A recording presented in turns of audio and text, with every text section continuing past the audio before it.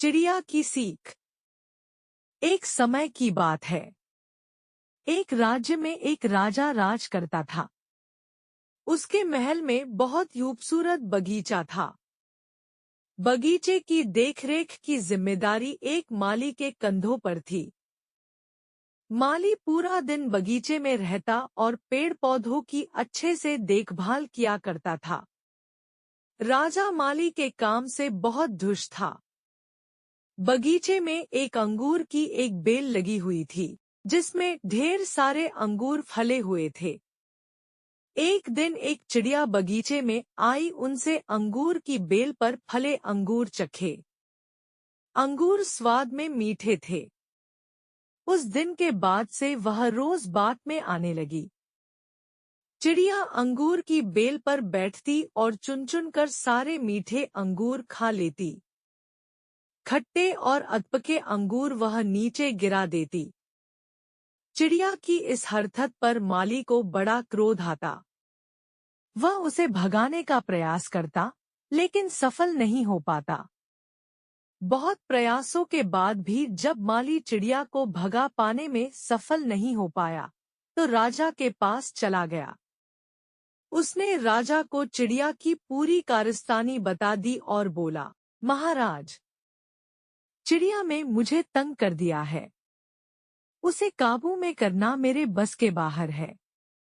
अब आप ही कुछ करें।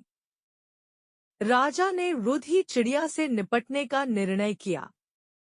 अगले दिन वह बाग में गया और अंगूर की घनी बेल की आड़ में छुपकर बैठ गया। रोज की तरह चिड़िया आई और अंगूर की बेल पर बैठकर अंगूर खाने लगी।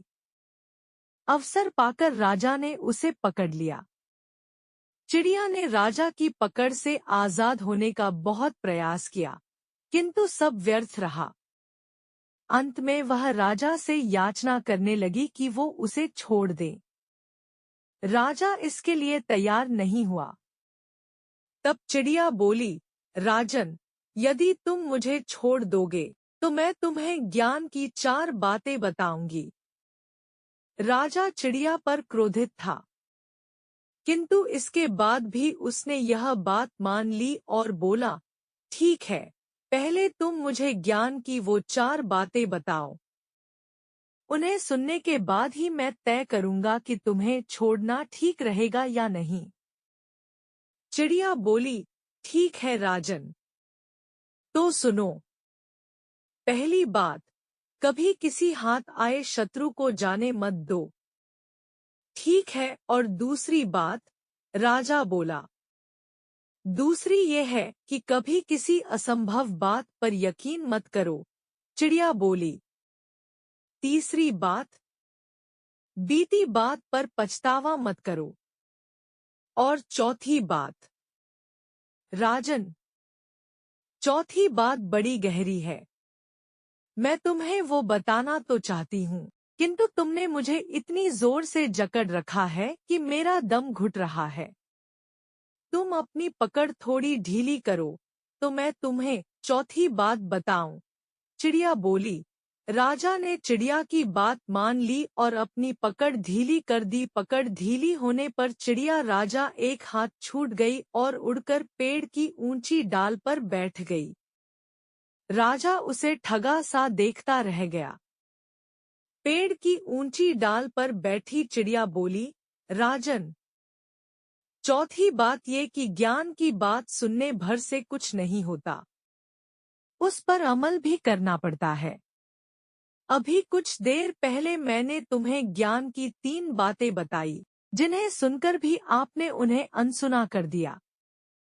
पहली बात मैंने आपसे ये कही थी कि हाथ में आए शत्रु को कभी मत छोड़ना, लेकिन आपने अपने हाथ में आए शत्रु अर्थात मुझे छोड़ दिया।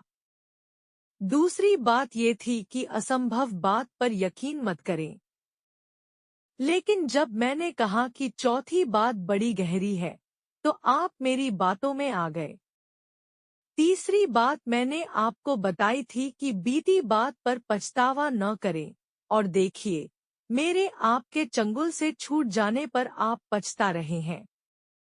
इतना कहकर चिड़िया वहां से उड़ गई और राजा हाथ मलता रह गया।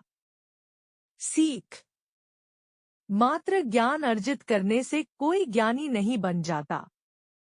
ज्ञानी वो होता है जो अर्जित ज्ञान पर अमल करता है।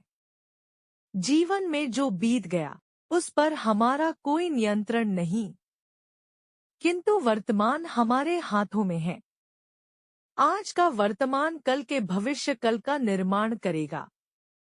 इसलिए वर्तमान में रहकर कर्म करें और अपना भविष्य बनाएं। बीरबल का न्याय। बादशाह अकबर के राज्य के एक गांव में एक अंधा साधु रहा करता था। अपना भविष्य जानने लोगों का उसके पास तांता लगा रहता था। सबका मानना था कि वह एकदम सही भविष्यवाणी करता है। एक दिन गांव में रहने वाले एक आदमी का रिश्तेदार अपनी भतीजी का इलाज कराने उसके घर आया। उस बच्ची के माता पिता की उसकी आंखों के सामने ही हत्या कर दी गई थी। तब से वह बीमार रहा करती थी। गांव में रहते हुए एक दिन बच्ची की नजर अंधे साधु पर पड़ी। उसे देखते ही वह चीख पड़ी, इसने अम्मी अब्बू को मारा है। बच्ची के इस इल्जाम पर अंधा साधु नाराज हो गया। उसने उसके रिश्तेदारों को कहा, मुझ अंधे पर ये कैसा इल्जाम लगा रही है? तुम्हें इसे समझाना चाहिए। साधु से माफी मांगकर बच्ची के रिश्तेदार घर चले आए। घर पर बच्ची पूरे दिन रोती रही और यही कहती रही कि वह साधु ही उसके माता पिता का हत्यारा है। आखिरकार सबको उसकी बात पर यकीन आ गया और उन्होंने तय किया कि वे उस संबंध में बीरबल से मदद मांगेंगे। वे बीरबल के पास पहुंचे और उसे पूरी बात बता दी। पूरी बात जानकर बीरबल बोला, आप लोग बादशाह अकबर के दरबार में जाकर इंतजार करो, मैं कुछ देर में आता हूँ। उन्होंने वैसा ही किया। इधर बीरबल ने अंधे साधु को भी अकबर के दरबार में आमंत्रित कर लिया। साधु के दरबार में पहुंचने पर बीरबल ने अकबर और सभी मंत्रियों के सामने अपनी तलवार निकाल की और साधु को मारने के लिए उसके करीब ले गया। यह देख साधु घबरा गया और उसने अपने कपड़ों के पीछे छुपाकर रखी तलवार निकाल ली। बीरबल समझ गया कि साधु अंधा नहीं है, बल्कि वह अंधा होने का दिखावा कर रहा है। उसने सारा माजरा अकबर को बताया और बच्ची को न्याय दिलाने की गुजारिश अकबर से की। अकबर ने सैनिकों को आदेश दिया कि वे साधु को बंदी बना लें। साधु से बंदीगृह में कड़ाई से पूछताछ की गई तो उसने अपना अपराध कबूल कर लिया। उसे फांसी की सजा सुनाई गई। इस तरह बीरबल की सूझबूझ से बच्ची को न्याय मिल सका।